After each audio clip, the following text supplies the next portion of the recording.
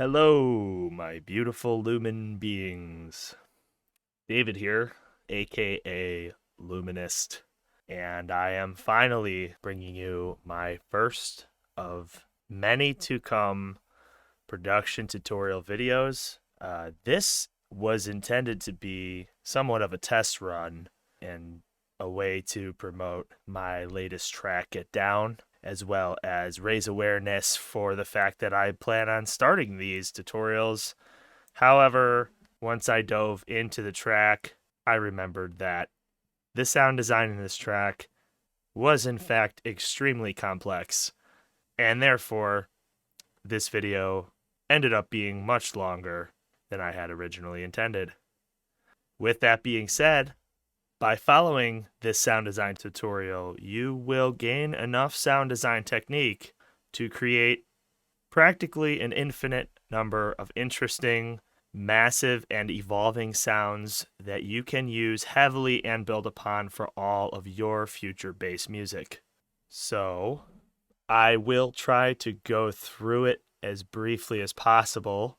And, as always, if any of you have more specific or detailed questions about any of the techniques that I mention here, you can always feel free to reach out, leave a comment, or shoot me an email, and I will be happy to dive into even more detailed explanations on any of this material for you. I also want to quickly throw out a big thank you and credit to a few artists who taught me some versions of many of the techniques that I'm showing you here through private lessons and online classes, and these include techniques from Cohen Sound, Peekaboo, Zebler, and Conti Experience, Heckler, and others. So I will make sure to leave links to all of those artist pages and or Patreon accounts so that you can explore what types of information and resources they are offering as well, since much of the technique I will be showing you today I learned from them. Before I dive into the track, I just want to give a quick shout out about the release. This again is my track Get Down, and it is my first release with the amazing Gravitas Recordings, who so gracefully allowed me to join their label as part of this massive 15-track compilation called Virtues in Sonus 6, which is a wide range of energies from many, many talented artists.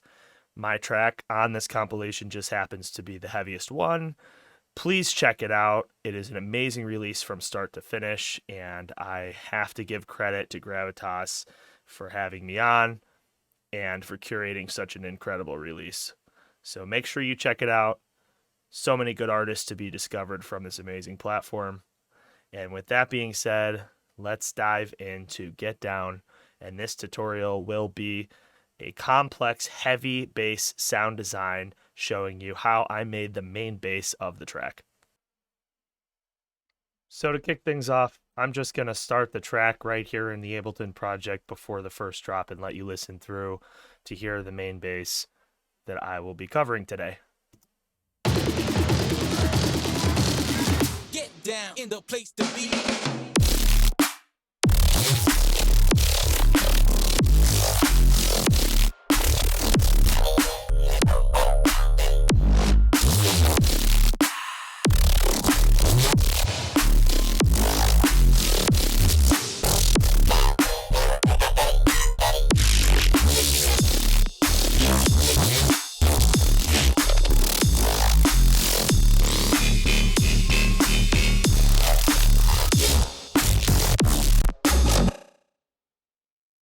So that should give you a pretty good idea.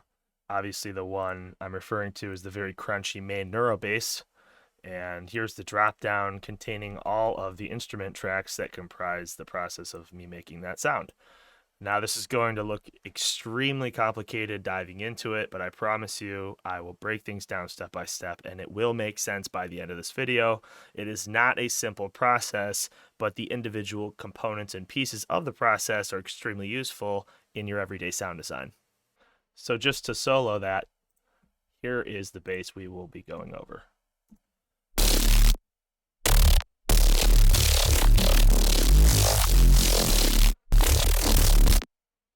tip number 1 is to sculpt your sounds gradually. It's all about multiple and often small steps towards sculpting a massive and complex sound. Use a blend of a wider range of plugins in subtle ways instead of just relying on one or two and using them heavily. The key to incredible sound design is to master this art of subtle and gradual sculpting. So as you can see here, I have many layers. However, these first 3 that are frozen are actually all muted. The only thing that you're hearing is this last one here, which is just a frozen clip of the end result. And what this actually is a multi-step resampling process that I'm going to break down for you in a minute. But the actual synthesis of the bass happens here in the first track. So what we're doing here is we're rewinding my process all the way back to the beginning, and you can just ignore everything that comes after for now. So I'm going to unfreeze the first track here, and this is where the actual synthesis of the bass takes place. If you scroll over here, the actual sound is being generated by 3 operators stacked into a group and being played as one instrument here. So I find personally, since switching to Ableton Live, that operator gives you the cleanest output of sound to work with, especially when doing complex sound design. You want to get the cleanest and most processor efficient source.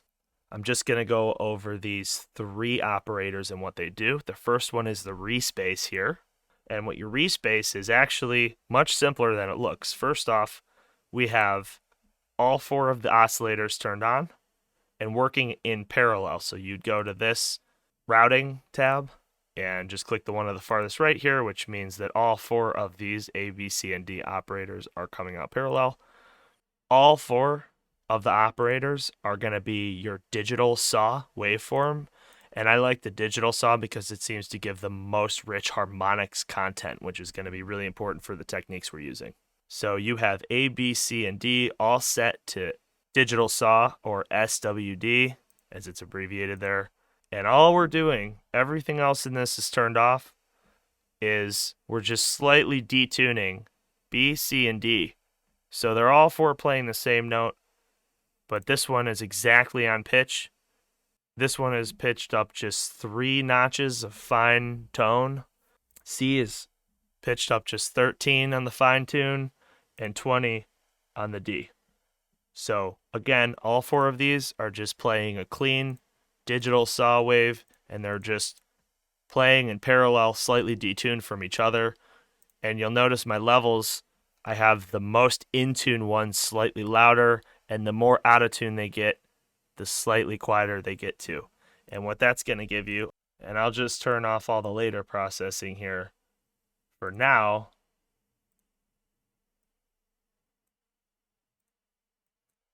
So here is just the respace clean by itself.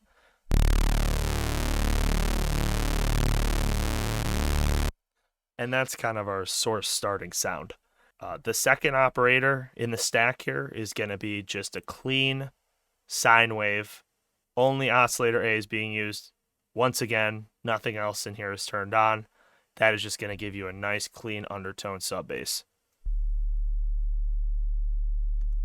If you're not using good speakers or headphones, you may not be able to hear that, but it is just a low sub-frequency bass tone to be layered underneath the res here.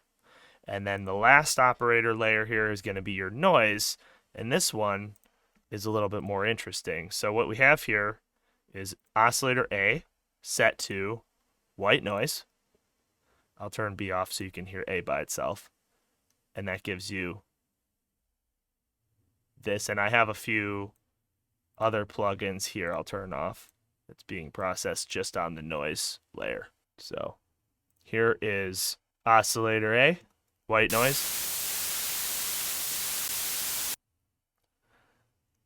And that is being layered with oscillator B, which is a sine wave. Once again, that's playing a low bass tone. I'll solo that. And I also, you'll notice here, have the harmonics set to just this first partial. and that just isolates the harmonics of the lowest tones. It doesn't really matter the number that you select here. The point is we're isolating the harmonic of the low tone here, and it's just giving you that low sub.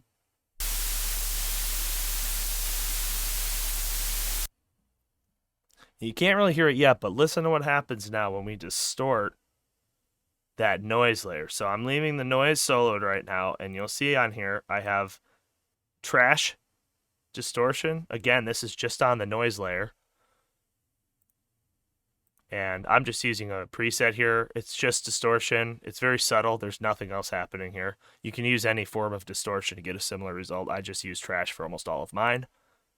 Followed by, this is the saturator plugin, but I'm only using it for the wave shaper. And if you look here in the curb and the damping, you can get a really interesting tone by playing with that. And I'm using that on top of the distortion here. And then lastly, I am just high passing this because we don't actually want that sub coming through. We already have our sub here. This noise is supposed to just be kind of a crunchy high end to layer over the rest. So at the end here, once we've distorted the shit out of it, we're going to go ahead and high pass that so there's no sub frequency coming out at all. And here's what the noise sounds like with that processing. Just a little bit of distortion and a high pass with the wave shaper. And you hear how you get that kind of clicking, almost wobbling sound. And that is actually what happens here when you leave that low end sine in there. Even though we're not getting any low end at the end, it's creating this interference throughout the distortion process. Look, if we turn oscillator B off and that sine wave, that low end is gone, how it changes. So now it just sounds like broken TV static. But if you add that low end in there for the distortion processing, you get a much more interesting movement. So again, this Reese bass that is the base of all of the processing we're going to do to get the end result here is this Reese.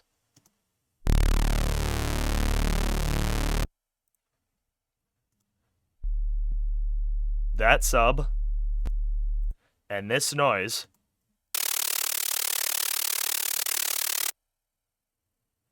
And when you play them all together, they sound like this.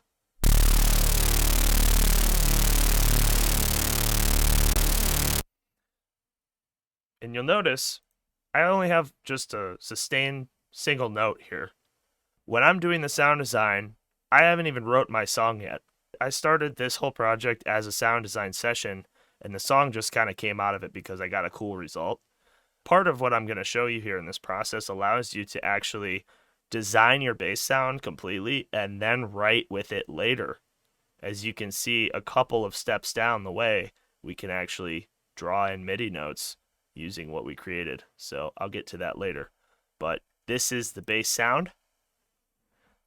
And then there's a little bit of processing that's going to happen here. So what is going on here is we are creating movement. The next tip is going to be to use the LFO tool. And this is a Max for Live plugin. So if you don't have Max for Live, you can't do it this way, where it automatically is just going all the time like this. To me, it's a shortcut because it saves me the trouble of having to go in here and automate all of these different things. So the tip is use the LFO Max for Live tool to create movement automatically. So all I did here is I made an EQ. I did a boost and a couple of cuts. And I created a few of these LFOs and I assigned them here to the frequencies of each of these three nodes. So the boost on number 3 here, and there's these cuts on 5 and 2. And what that allows me to do is it'll just keep moving those left and right through the frequency spectrum based on whatever I dial in for each of these, which is going to change. So if you look here, focus on number 3 for a second, and I'll turn these and you can see how it affects it. Rate is going to be the speed. So faster, slower, right? The depth is going to be how far in the range. So if I increase the depth, it goes way to the left and right. and then the offset is where's the center point of the entire automation. So how I determined where to set these was literally just using my ears. Using this boost and cut technique is a great way to get movement in any of your sounds, and it's very commonly used in neuro-based sound design. But you can do this in anything and get a lot of really cool movement. And just use these LFO tools. Of course, it's not limited to this technique. You can use the LFOs on literally any knob inside of Ableton, and I certainly encourage you guys to experiment with that. But you'll see that I do it this way several times here through the process, where we are actually just automating EQ nodes and just changing their frequencies automatically.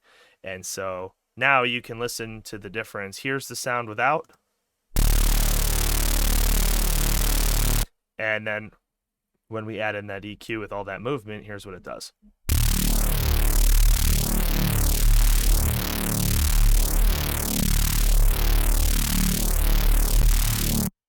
Once I created the movement, that brings us to our distortion step.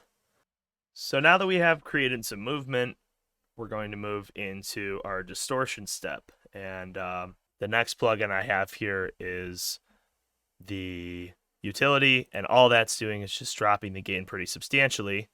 Now, why am I dropping the gain before we start our distortion? Well, that's because most of these distortion plugins are going to boost the living hell out of the levels as they go through the distortion process, and they usually have a built-in limiter.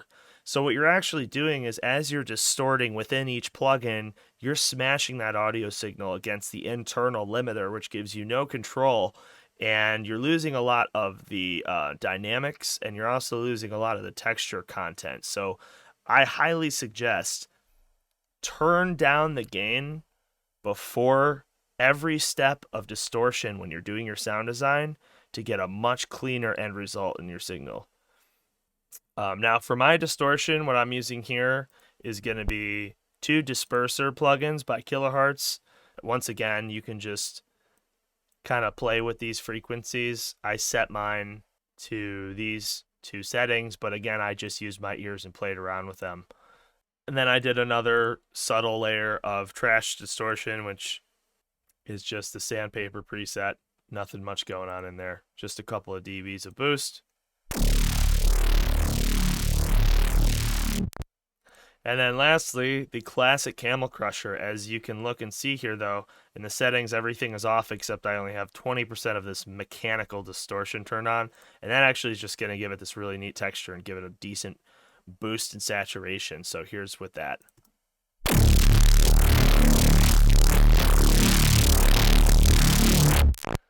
And any of you who have used the Camel Crusher would know that that is a pretty extreme plugin, so you want to go real easy with that. But you know, you can tell just from hearing the A/B of each of these steps how much gain we introduce. So that's why beforehand I dropped it down 11 dBs, because it would just be way too distorted and way too loud if we ran all this without turning it down first. So if I were to turn this cut on the gain here off and leave all the distortion on, listen to how loud it would be.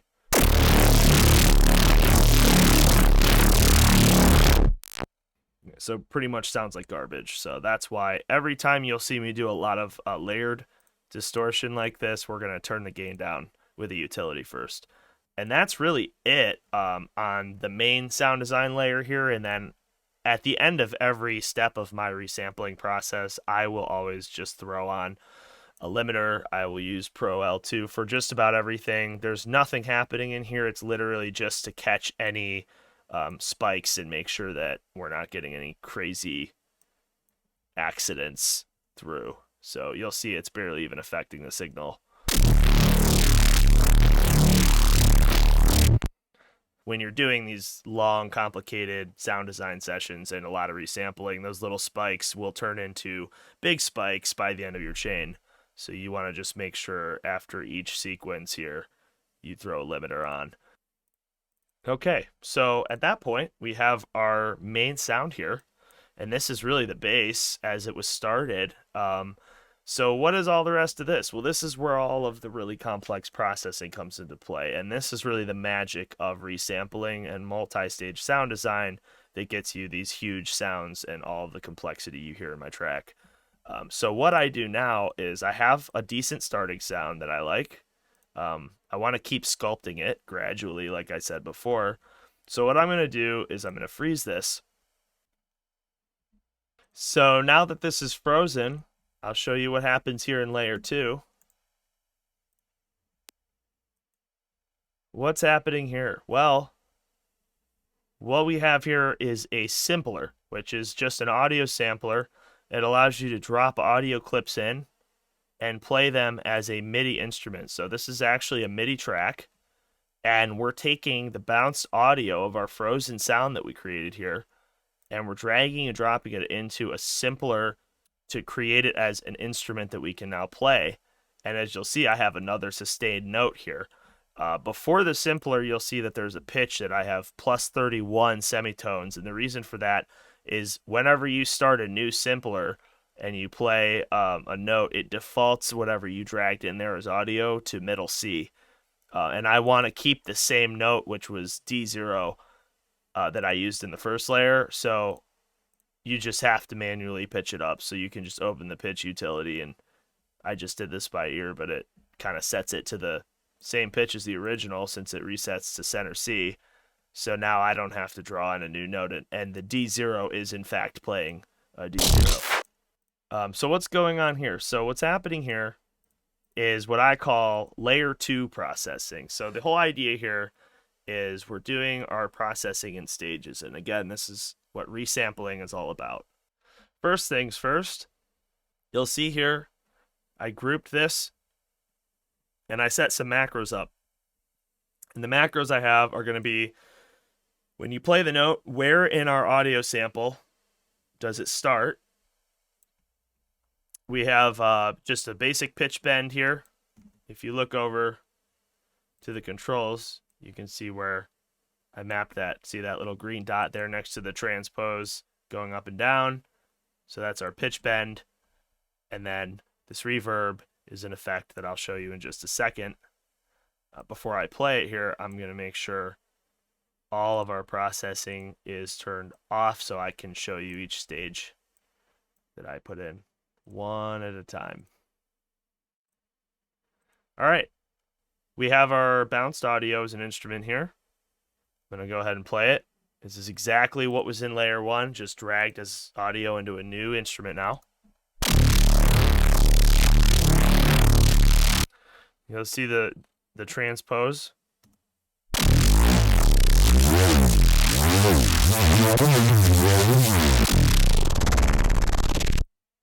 Some pretty cool effects you can get just with that.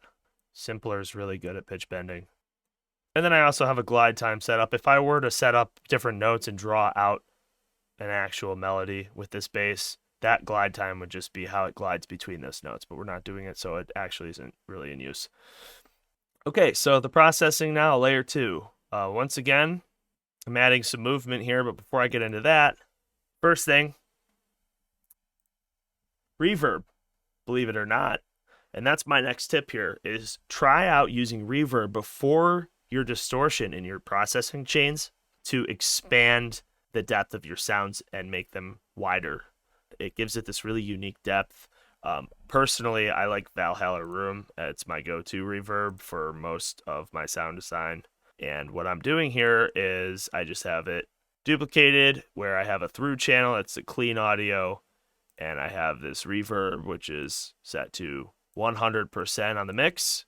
So this is just a wet dry chain. And this reverb macro in the beginning is controlling that wet dry. So here's the sound as is. And now here it is with that reverb on.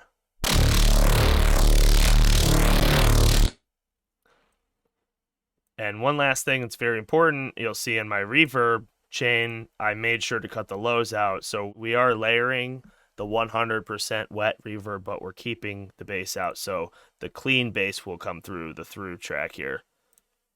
And it's going to match those together. Now we're going to add distortion on after this. So right now it sounds like it's just got reverb added to it, but you'll hear how that evolves when we start adding more processing after.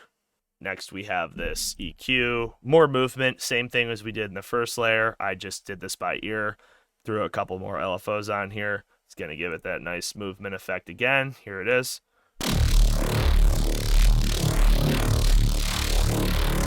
Okay, so a little bit more motion there. Next piece of the puzzle here. Split up your frequencies for better control. So, what I did here, I created another chain.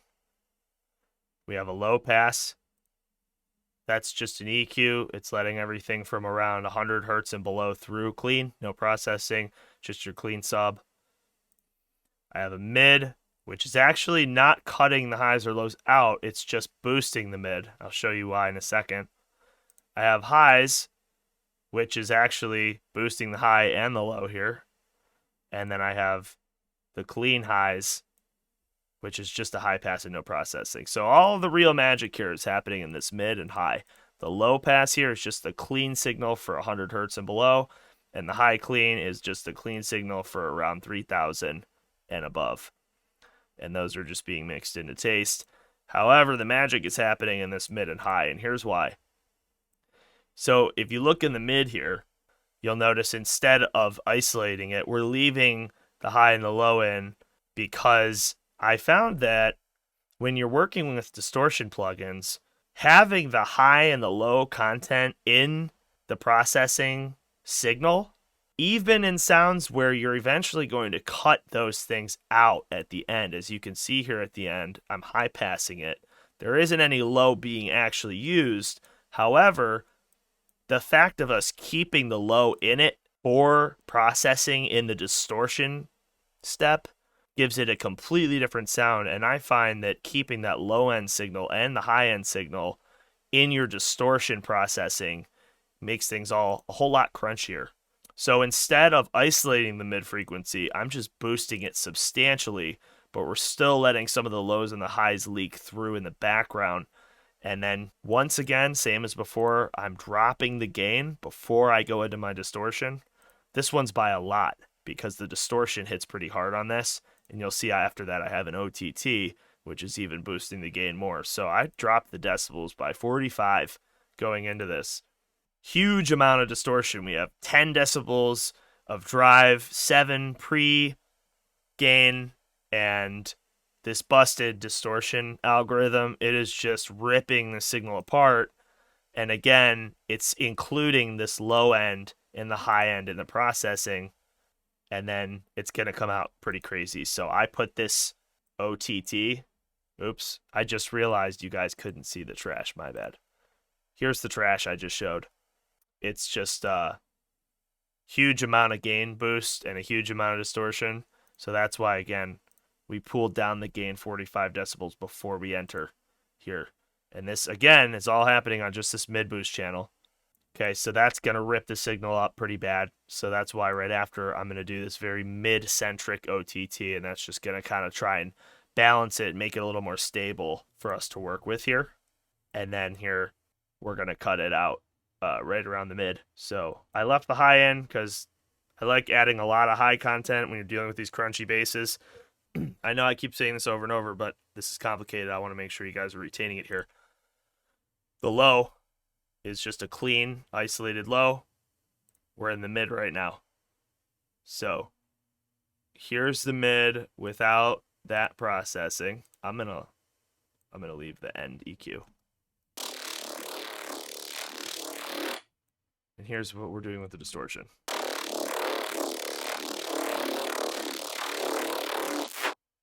And you can just play around with these different distortion methods. You know, there's no one best way. I tend to use trash a lot for my mid-range.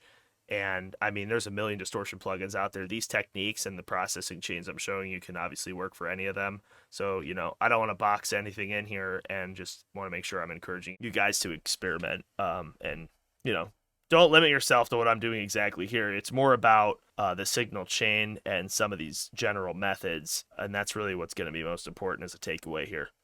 So, high end. once again, just like before, as I explained, I'm boosting the low, even though at the end of the high chain here, we're high passing everything. None of that low is actually coming through. I'm boosting it going into the saturator because including that low end is going to give you a crunchier high sound in the high range later. And that's a trick that I really want to kind of drill in because it's something I didn't know for a long time, and you can get some really amazing sounds by actually, it's almost counterintuitive, but you're actually boosting the lows within the highs that you're going to use for the highs. So if that makes sense. So here's the highs. And here's the clean highs. So this is the original isolated highs before we started distorting. And I'm mixing these all to taste. So here's the clean high and the distorted high blended. And then here is all of these blended together.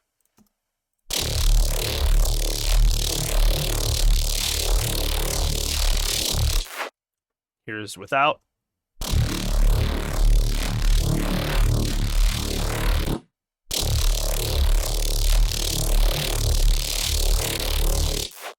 So it's a lot crunchier.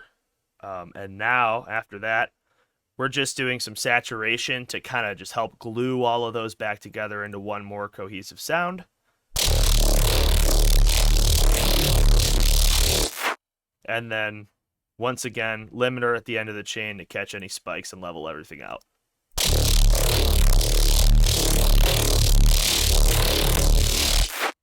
And that is the second layer of our resampling process.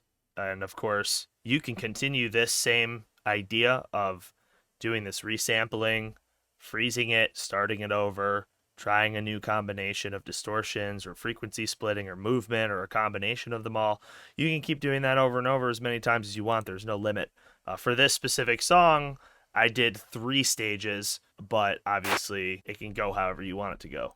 So what I did at that point was I froze this track again, and that brings us to our third and final stage of processing. And you'll see with this one, go ahead and unfreeze that. With this one, I actually knew I was going to be done resampling after this third step. So I decided to go ahead. I did the same thing. I dropped the audio of this frozen sound into another new simpler to play as a new instrument once again. But this time I actually drew out the notes and decided to write the song, essentially, the bass melody, using this instrument. So this is our final stage here. I set some macros up because I knew, again, that this was going to be the last stage. I went ahead and I did all of the more kind of creative instrument-y things so that I could write a full piece with this finished sound that I've sculpted. And what we have here is a macro for the sample start position, and that just, again, when you trigger the note in the MIDI note, determines where in this sample it will start playing. And that, having that as a macro kind of lets you just switch the sound up quickly. If you wrote in a note and you kind of just don't like the way it sounds, rather than having to change the position of the note, you can just kind of scroll through the start position and have it trigger a different section or a different starting point of that long sustained bass that we just made. So as I'm showing you this, I'll go ahead, I'll set a little loop here.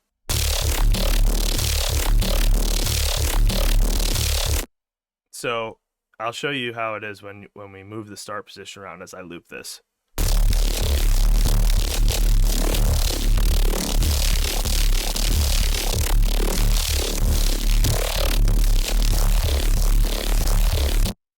So hopefully you guys can tell there that that just gives you a whole knob that just completely changes the sound, because we recorded this long sustained bass note and we're able to just actively scroll through the different parts of it within the MIDI notes we already made. So if you ever just want to quickly switch up the quality or anything about a way a part of the sounds without rewriting any of your notes, you can just re-automate that knob. And then the feed here is controlling gain, how much gain reduction that's driving into the distortion, which I'll show you later. It's the same thing we did before, but just one more time. We have a noise amount, which is another fuzz layer I added to just kind of give it a little bit more on the top end. And the transpose, which is just your pitch bend, which I'll show you here.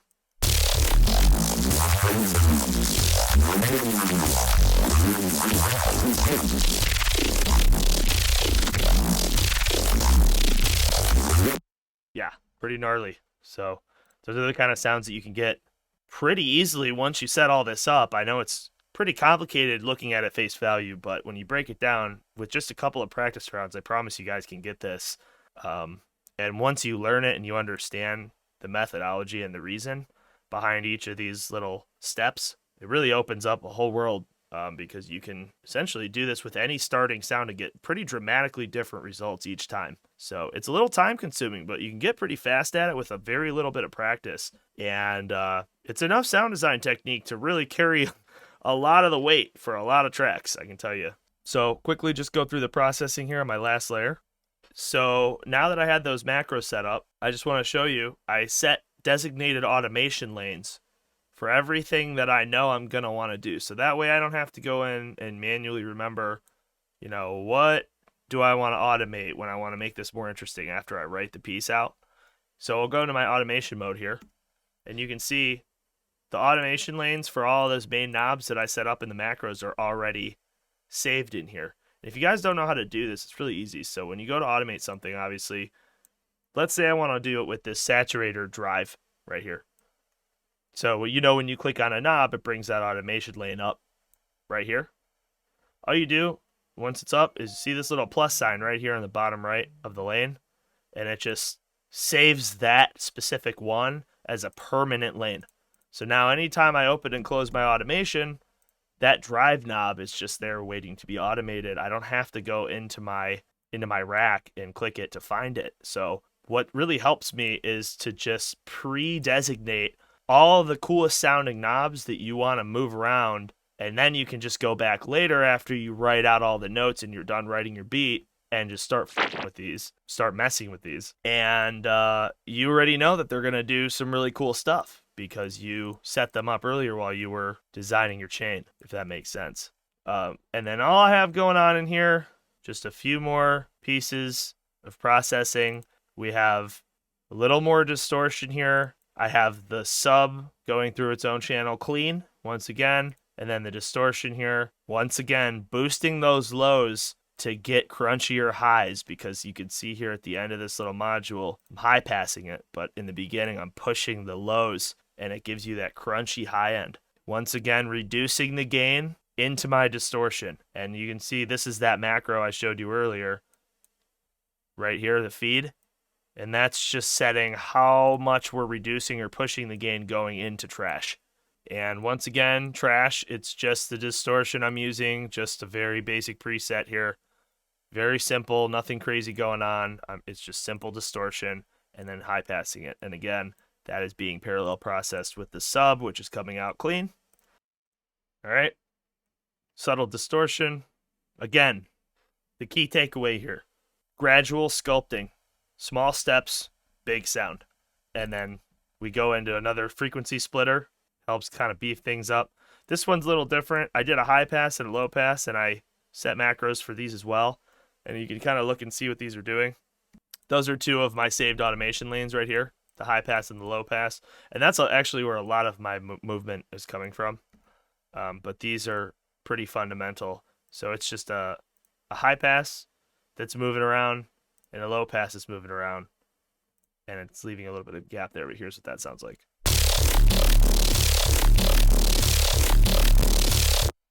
It's subtle. This is just using an effect in one little part of the song. I don't need to show you. Once again, gluing everything together at the end with a little bit of saturation. This is a reverb special effect that's just in like 2 parts as well. So we're pretty much done with the processing. I cut the lows down a little bit here at the end because what I want to actually get is a rough balance in the peaks of the lows and highs at the end of all this. Since this is the very end of the sound design chain, we want to check our overall levels, and I use span for all my metering.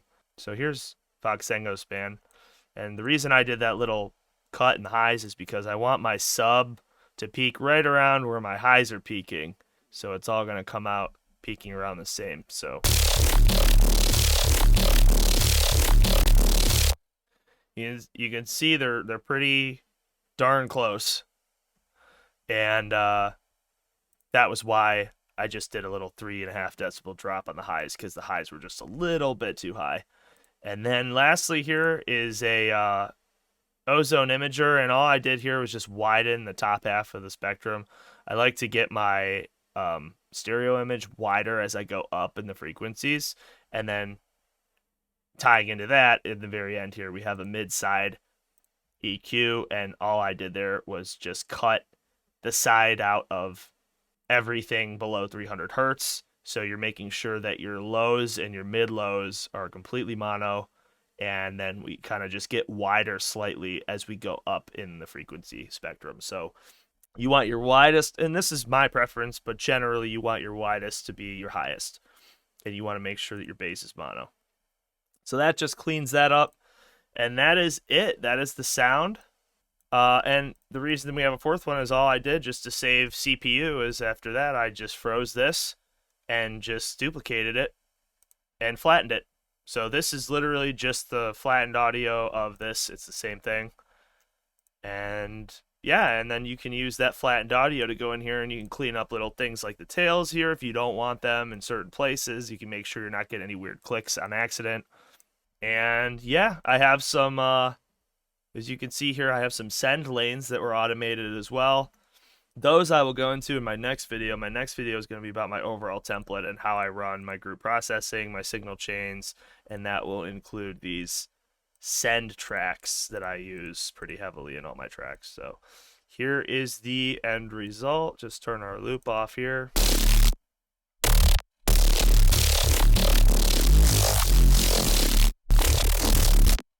There you have it, and I hope some of the information in there was helpful for you guys. I certainly did not plan on it being this long, but it was a very complex sound, so feel free again to hit me up at any time if you guys want any clarification or further explanation on any of this stuff. And please help me get started on these tutorials by subscribing to my YouTube channel. This is brand new for me, and I promise I'll get quicker and more efficient as we go. This was more of a test run, so if you made it to the end, thank you so much, and I really hope that some of you guys can take away some valuable knowledge from this and make some better sounds. So until next time, much love. Peace.